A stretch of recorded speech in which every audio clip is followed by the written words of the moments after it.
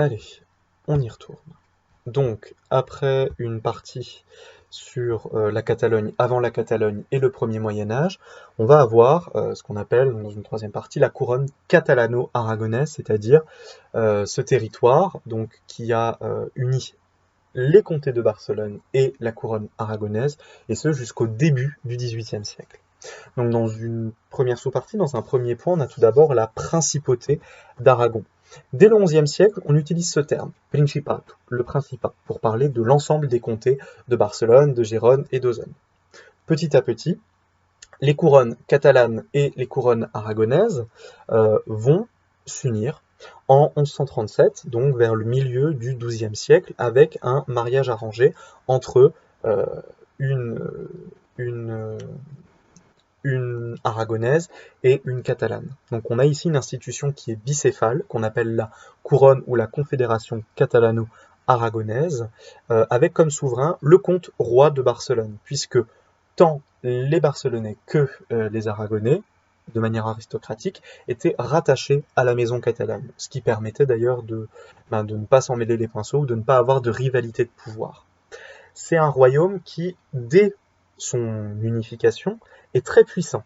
Il s'allie par exemple à la France lors de la lutte contre les Cathares au XIIIe siècle. Ce qui se passe, c'est que petit à petit, il va y avoir des dissensions entre la France et la couronne catalano-aragonaise, et Pierre Ier de Catalogne, le roi, est tué, son héritier, Jacques, futur Jacques le Conquérant, est enlevé, et la défaite de la Catalogne se scelle par le traité de Corbeil, qui fait perdre à la couronne catalano-aragonaise énormément de possessions dans le Languedoc.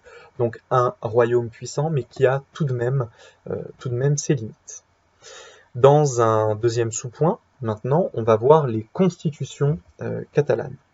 Donc on a dit que c'était une principauté étatique avec à sa tête els Corts Catalans. Donc c'est les Cortes, le Parlement, qui a siégé donc du XIIIe au tout début du XVIIIe siècle.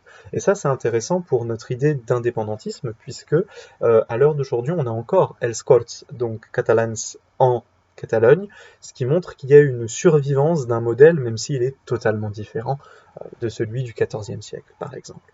Donc on a un modèle, un parlement, un souverain, le comte de Barcelone, une union des comtés et un système institutionnel propre, uniformisé par Els Corts, avec une configuration finale qui est achevée en 1491, soit avant la fin de la Reconquête. Ce qui montre qu'ici on a une période de stabilité qui est énorme, du XIIIe jusqu'au tout début du XVIIIe. La langue, c'est le catalan, la capitale, c'est Barcelone, et on a un système aussi de force, los fueros, qui sont des droits et des privilèges accordés par els Corts, par le Parlement, au territoire de la Catalogne. C'est un régime qui est effectivement assez complexe, avec donc une législation qui est propre, puisque els Corts, les Cortes ont interdit au Royaume d'Espagne de créer une législation unilatérale depuis la fin du XIIIe siècle. Et donc ça montre bien qu'il y a une volonté de particularisme territorial et institutionnel qui est très fort et qui a perduré jusqu'en 1705. Donc il faut imaginer la pérennité du système, c'est assez inédit, quoi.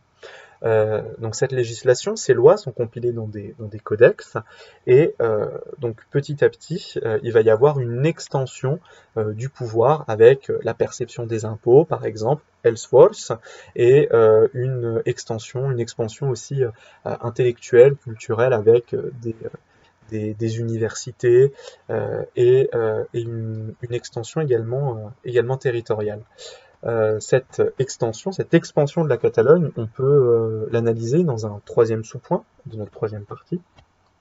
Effectivement, la couronne a voulu s'étendre très tôt, et elle a réussi, puisque les Baléares ont été conquis en 1229-1230, Valence en 1238, la Sicile en 1282, et oui, la Sicile a été catalane à un moment, et la Sardaigne, Alghero, dont on a parlé, qui est devenue catalane au tout début du XIVe siècle, en 1321. Ce qui montre qu'ici, la couronne catalano-aragonaise s'affirme comme une vraie puissance de l'Ouest en Méditerranée. Et c'est une expansion qui est allée bien plus loin que la restriction, on va dire les limites européennes, puisque il y a une équipe de mercenaires qui a été créée pour essayer de combattre les Turcs, donc d'aider l'Empire byzantin, puisque l'Empire byzantin, donc les Romains d'Occident, sont restés jusqu'en 1453 à Byzance avant d'être détrônés par Mehmed II, par les Turcs, et la prise de Constantinople. Et donc, ce qui montre que ici, on a une expansion qui va au-delà des frontières. Et d'ailleurs, quand cette équipe de mercenaires est partie à Byzance, eh ben, elle a soumis l'Empire grec, et ce jusqu'en 1390. Donc on a une multiplication de l'expansion et de la soumission de la couronne catalano-aragonaise à travers le monde. Pas à travers le monde, pas au niveau de tous les continents, mais au moins de manière assez incroyable. Malheureusement, on a un déclin qui s'observe avec plusieurs facteurs. Effectivement, la couronne catalano-aragonaise n'a pas résisté très longtemps. Ces facteurs, ben, tout d'abord l'épidémie de peste noire, puisque 40% de la population a été décimée, et aussi et surtout le dernier souverain de la maison de Barcelone, Martin Ier, est mort sans héritier. Et ce qui s'est passé, c'est qu'il y a eu une reprise en main, mais cette reprise en main, elle a dû faire face à la guerre, à une situation économique et sociale très complexe, et une crise de succession avec un interregnum de 2 ans, c'est-à-dire ici on a des personnes qui se sont proposées de prendre la couronne en intérim, c'est la maison de Trastamara, avec Ferdinand d'Aragon par exemple en 1412. Face à cette crise, il y a eu une reprise en main par la maison des Trastamaras, et ce qui a permis en fait de sauver le coup. Cependant, il y a eu dans les années 1460 une révolte populaire, la Remensa, qui a opposé les paysans aux corts, enfin, à absolument tous les étages sociaux. Et c'est un conflit qui a vraiment traîné en longueur et qui a fragilisé énormément la couronne, qui l'a appauvrie, puisque on va dire les traités de paix n'ont été signés que 30 ans plus tard, en 1493. Et enfin, dans cette troisième partie de la couronne catalano-aragonaise, on a un quatrième et dernier point, c'est la Catalogne avec les rois catholiques, puisque effectivement la couronne catalano-aragonaise, elle a été annexée à la couronne de Castille et elle est devenue en fait une autonomie parmi les autres, mais une autonomie qui a réussi pour le coup à garder son autonomie. Tout simplement, le roi de la couronne de Castille, Ferdinand, il est dans un contexte de reconquête. Effectivement, on veut absolument faire tomber l'ennemi musulman, et cette union entre les deux couronnes, elle a lieu en 1472 pour essayer d'accroître les forces et surtout de présenter un couple souverain tout-puissant pour que la couronne catalano-aragonaise, qui était forte, puisse aider le couple Isabel Fernando à reconquérir tout simplement la Castille avec des réformes économiques et sociales.